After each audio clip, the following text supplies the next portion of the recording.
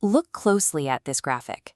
When we analyze the content available online regarding psychological abuse, 99.5% of it lacks clinical backing. You are likely swimming in a sea of overlapping buzzwords. The primary error happening across popular media is the treatment of covert narcissism and coercive control as identical interpersonal dynamics. In reality, they are distinct behaviors with different operating mechanics. Labeling what you are experiencing dictates the strategy you choose. These dynamics function through different logic. Using a strategy meant for an ego-driven narcissist against a coercive controller misdirects your response and your safety planning. To clear away this confusion, we are going to use a 4-point diagnostic synthesis matrix. This tool allows you to objectively categorize the specific behaviors you are facing. Before we begin step 1, bring a specific relationship dynamic or individual to mind. We need to shift away from the emotional chaos of the situation and approach this as a process of objective clinical triage. Step 1 requires identifying the primary underlying goal driving the abuser's behavior. A covert narcissist acts to protect a fragile ego. Their actions are designed to extract emotional validation, known as narcissistic supply, and to execute petty vengeance when they feel slighted. A coercive controller operates with a different objective. Their actions are aimed at the total subjugation, taming, and domestication of an intimate partner. As you can see in the top row of this diagnostic matrix, we are comparing ego protection directly against total subjugation. Mentally assign a tally to the side that best fits your case study. Intent dictates your response strategy. An ego defense requires psychological distance. Premeditated domestication is a hostile capture strategy that requires a physical escape plan. Step 2 analyzes how the toxic behavior is delivered and experienced in your daily routine. This thermometer graphic illustrates how the covert narcissist weaponizes absence. They rely on punitive withdrawal, using the silent treatment and a flattened emotional affect to provoke desperate, frantic reactions from the target. When avoiding direct confrontation, the narcissist relies on somatic cues.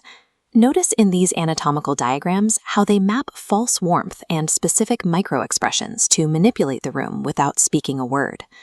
A coercive controller uses the opposite approach. Rather than absence, they rely on suffocating omnipresence and total physical capture.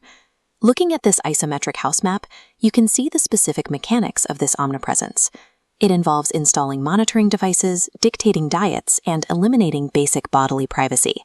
Evaluate your tally for step 2. Decide if the primary weapon being used against you is ignoring your existence or micromanaging your physical reality. Step 3 evaluates whether the abuser holds veto power over your basic survival requirements. As indicated by the large stamp over these survival items, coercive control involves the deliberate denial of food, water, sleep, money, or access to authorities as a form of routine punishment. Restricting these physiological needs moves the situation past a relationship dysfunction and into a criminal category. This flowchart tracks the psychological outcome of that deprivation, breaking the victim's will through severe operant conditioning. Following the cycle from the micro-cue down to total submission, the constant threat bypasses higher-level cognitive thought, developing an automatic submission to the slightest look of dissatisfaction. If an abuser is gating your basic survival needs, you are navigating a literal hostage situation. Stop evaluating the situation through the lens of a psychological mismatch. Step 4 asks you to evaluate the abuser's pathology. You need to determine if they actually believe their own narrative. This dual-sided graphic contrasts delusion with calculation. Rooted in cluster B personality disorders, the covert narcissist operates within a shared fantasy, genuinely believing their own confabulations. As represented by the blue swirl, this creates an interactive dysfunction, a collision of badly damaged people. Moving over to the red interlocking gears, we see that the coercive controller utilizes a cold Machiavellian cognitive strategy. They are grounded in reality and do not believe the lies they tell you. This is a crime of absolute power. The controller knows the damage they cause, and they simply do not care. Recognizing a controller's cold calculation strips away the false hope that therapy or better communication will fix the relationship. Review the 4 tallies you have mentally collected for your specific case study. Looking at the completed diagnostic synthesis matrix, your answers will reveal a clustering of behaviors leaning to one side of the divide.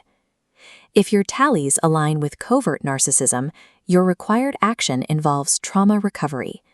You must prioritize emotional detachment and enforce strict relational boundaries. If your tallies align with coercive control, boundary setting will fail and increase the danger you face. This diagnosis requires specialized physical exit planning and immediate legal intervention. You now possess the precise clinical vocabulary to name your reality. By bypassing internet buzzwords, you can secure the exact type of professional support you need to survive, exit, and rebuild.